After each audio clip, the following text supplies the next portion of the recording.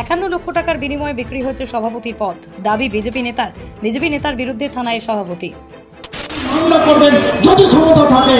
তৃণমূলের চোর ছাড়া কোন নেতা আছে একটু বলবেন?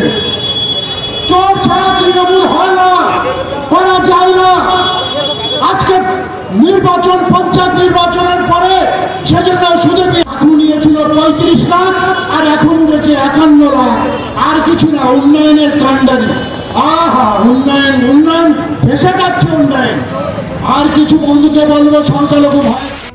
বিজেপির বনগাঁ লোকসভার প্রার্থী শান্তনু ঠাকুরের সমর্থনে বুধবার সন্ধ্যায় বাগদার হেলেঞ্চায় পথসভার আয়োজন করা হয়েছিল বিজেপির পক্ষ থেকে। অভিযোগ, ওই পথসভার মঞ্চ থেকে বিজেপি নেতা চন্দন সরকার বাগদা পঞ্চায়েত সমিতির সভাপতির পদটি টাকার বিনিময়ে বিক্রি করা হয়েছে বলেই দাবি করেন তিনি। অভিযোগ করে বলেন, 51 লক্ষ টাকায় সভাপতি হয়েছেন। এই অভিযোগের পরিপ্রেক্ষিতে সুদেবী মণ্ডল বুধবার বাগদা থানায় অভিযোগ দায়ের করেছেন। পুলিশ অভিযোগের তদন্ত শুরু করেছে।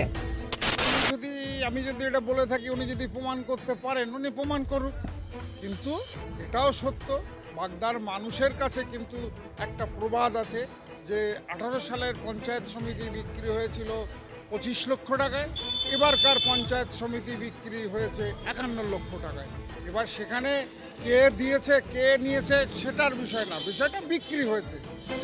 সুদেবী মণ্ডল বলেন, আমি নিজে কানে শুনেছি বিজেপি নেতা চন্দন সরকার বলেছেন 51 লক্ষ টাকা দিয়ে আমি পঞ্চায়েত সমিতির সভাপতি হয়েছি।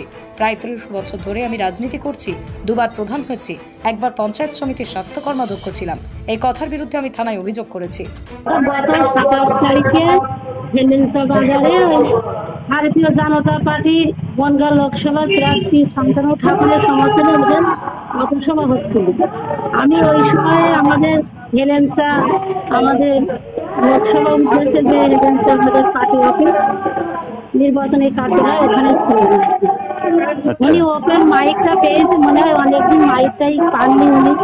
মাইক পেয়ে মানে প্রত্যেকের সম্পর্কে উল্টোপাল্টা মন্তব্য, কথাবার্তা, এবং উনি প্রকাশ্যে বলেন যে পঞ্চায়েত সমিতির সভাপতি হয়েছে সুদেবী মণ্ডল, উনি হচ্ছে 51 লাখ টাকা দিয়ে সভাপতি হয়েছে। তা আমার রাজনীতির জায়গাটা কি উনি জানেন? হ্যাঁ, আমি অভিযোগ করেছি, আমি দরকার হয় মানহানির মামলা করবো, আমি ছুটে যাবো, আমার প্রমাণ কুড়িয়েই থাকছি। উনি প্রমাণ, আমি প্রমাণ করবো। উনি এরকম ফালতু কথা বলবে মানুষের নামে, ওনার মান সম্মান না থাকতে পারে, কিন্তু আমাদের মান সম্মান আছে, আমরা রাজনীতি করি।